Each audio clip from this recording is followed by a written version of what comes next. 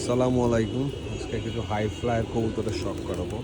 এই যে কিছু হাই ফ্লায়ার কবুতর, সেটটা বেশ বড়। আমাদের হাই ফ্লায়ারের জন্য ভালো, কিন্তু আশেপাশে অনেক বিল্ডিংও আছে।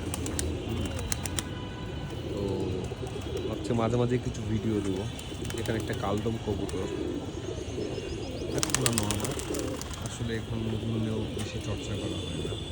টেডি কবুতর আছে, কিছু ঢাকাইয়া চিলাও আছে, বাচ্চা তোলার জন্য খুবই ভালো।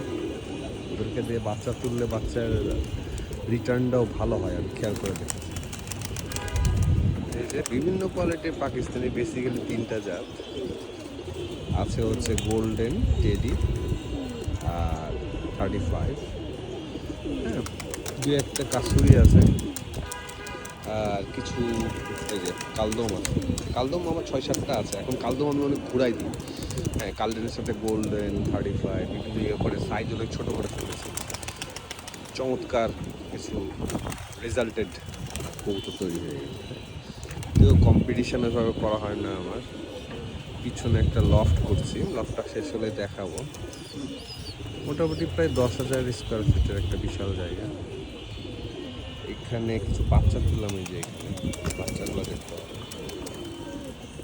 ম্যাক্সিমাম ক্রস হচ্ছে টেডি আর গোল্ডেনের ক্রস। ওই যে পিছনে একটা কালদম 35, এটা একটা টেডি মেজুন, টেডি যেগুলো ডাবওয়াল না, কাসুরি কাসুরি আছে এই কবুতরটা, কালো বাচ্চাটার মধ্যে। চীনা টেডি, কালো কালো যে কবুতরগুলো হচ্ছে চীনা টেডি।